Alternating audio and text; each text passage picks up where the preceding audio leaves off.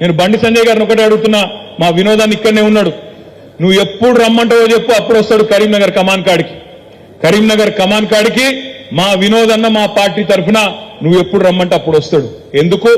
ఎందుకంటే గత 10 ఏళ్లలో 2014 నుంచి 24 వరకు 10 ఏళ్లలో మోడీ ప్రధానమంత్రిగా ఉన్న ఢిల్లీలో మొదట 5 ఏళ్లు వినోదన్న ఎంపీగా చేసిండు, తర్వాత 5 ఏళ్లు నువ్వు ఎంపీగా చేసినావు. సరే, మరి ప్రధానమంత్రి మోడీ ఉండే ఈ 10 ఏళ్లలో ఎంపీగా కరీంనగర్ కు ఎవరు ఏం చేసిండ్రో బహిరంగ చర్చకు దమ్ముంటే రా బండి సంజయ్, మా వినోదన్న మా పార్టీ తరఫున వస్తాడనే మాట నేను మీకు విజ్ఞప్తి చేస్తా ఉన్నా. డేట్ నువ్వు డిసైడ్ చేయి, టైం నువ్వు డిసైడ్ చేయి, ప్లేస్ మాత్రం కరీంనగర్ కమాన్. ఎందుకంటే కరీంనగర్ కమాన్లోనే తెలుసుకోవాలి నీ బతికేందో నీ లెక్కేందో. ఒక్కసారి ఆలోచించండి, 5 ఏళ్లలో కరీంనగర్ లో సొల్లువాగుడు, పిచ్చివర్రుడు, ఎక్కడ పడితే అక్కడ మొరుగుడు, కేసీఆర్ తిట్టుడు తప్ప ఒక్క మంచి పని చేసిండా? బుడ్డ పైసమందా మంచి పని చేసిండా? ఒక్క పని. కరీంనగర్ కు మొత్తం పార్లమెంటుకు ఒక గుడి తెచ్చినవా, ఒక బడి తెచ్చినవా, ఒక కాలేజీ తెచ్చినవా, ఒక పరిశ్రమ తెచ్చినవా, ఒక రోడ్డు తెచ్చినవా, ఒక రైలు తెచ్చినవా?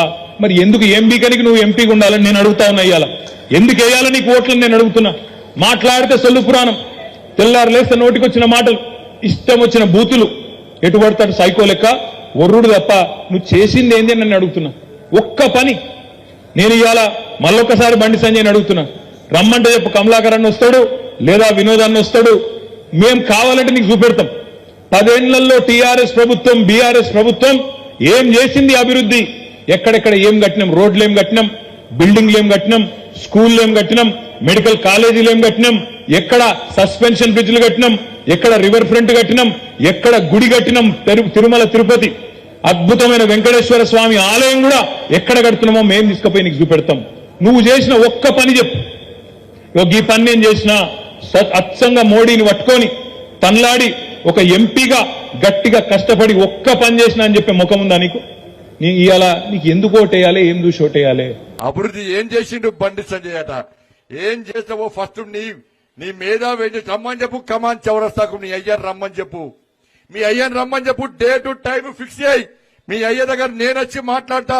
దళిత బంధు ఎంతమందికి ఇచ్చిండు, దళితులకు 3 ఎకరాలు ఎంతమందికి ఇచ్చిండు, బీసీలను ఎందుకు పొట్టగొట్టుకున్నాడు, అగ్రవర్ణాల్లో పేదలకు రిజర్వేషన్ అమలు చేయడంలో ఎందుకు తాచారం చేసిండు, దళితును ముఖ్యమంత్రి చేస్తాను ఎందుకు చేయలే, ఈ తెలంగాణ రాష్ట్రాన్ని అప్పుల పాలు ఎందుకు చేసిండు, ఈ చొప్పదిలో ఒక్కొక్కరి పేరు మీద 1,50,000 అప్పు చేసినటువంటి బిచ్చపతి చేసినటువంటి మూర్ఖుడు నీ అయ్యా, నువ్వు నీ కుటుంబం అన్న విషయాన్ని కేసీఆర్ కొడుకు గుర్తుంచుకోవాలి. బిడ్డ నోరు జాగ్రత్త పెట్టుకో. నే నోరు ఉంది కాదని చెప్పి ఇంకా అహంకారంతో నీ అయ్య ముఖ్యమంత్రి అనుకుంటున్నావు, కండ కావురం తల్లికాకెక్కి ఏది వరద అది మాట్లాడితే కరీంనగర్ లో అడుగు పెట్టనీయమన్న విషయాన్ని కేసీఆర్ కొడుకు గుర్తుంచుకోవాలి.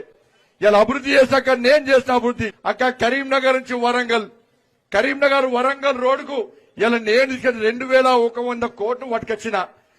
మీరు టికెట్ ఇచ్చిన మేధావి రోజు వరంగల్ పోతారు కదా, ఆ పైసలు ఎవరు తెచ్చిండో ఆ మేధావిని అడుగుంటే కూడా నీ అయ్యనని చెప్పు. కరీంనగర్ జగిత్యాలోడు నీ చెల్లెస్తుంది, నువ్వు ఊకేస్తావు, నీ చుట్టపుల కోసం వస్తావు కదా. కరీంనగర్ వరంగల్ రోడ్డుకు 2,100 కోట్ల రూపాయలు నేను పట్టుకొచ్చిన, నీ అయ్య పట్టుకొచ్చిందా, నీ తాత పట్టుకొచ్చినా చెప్పు. ఎల్గతుద్ది సిద్దిపేట రోడ్డు మీ బావ ఊకే పోతాడు, ఇలా 500 కోట్లు నేను పట్టుకొచ్చి రోడ్ వేస్తున్నా, నీ అయ్య పట్టుకొచ్చిందా, నీ తాత పట్టుకొచ్చినా చెప్పు. కరీంనగర్ తీగొట్టుపల్లికి 154 కోట్ల రూపాయలు నేను పట్టుకొచ్చిన. ఇలా పోయి అక్కడ ప్రాంత ప్రజలు అడుగు, నీవు ఇచ్చినవా ఎవరిచ్చినో ఒకసారి చెప్తారు. రైల్వే స్టేషన్ అభివృద్ధికి 50 కోట్ల రూపాయలు నేను పట్టుకొచ్చిన. ఇవాళ 12B స్టేటస్ శాతం అనేసరి నేను పట్టుకొచ్చిన.